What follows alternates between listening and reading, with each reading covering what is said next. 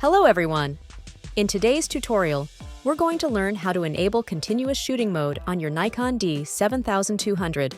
Let's jump right in. Make sure your Nikon D7200 is switched on. Ensure your camera is set to one of the modes that allow continuous shooting. These typically include P, Program Auto, S, Shutter Priority Auto, A, Aperture Priority Auto, or M, Manual. Press the Release Mode dial lock release, which is located right next to the mode dial, and rotate the Release Mode dial to select one of the continuous shooting options. You can select from CH, Continuous High Speed, CL, Continuous Low Speed, or COO, Quiet Continuous Shooting. CH allows for faster shooting speeds, which is great for capturing fast action.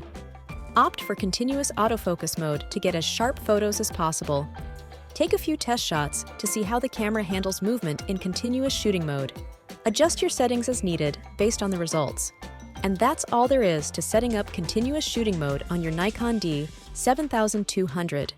This setting is incredibly useful for capturing dynamic scenes and action shots without missing a beat.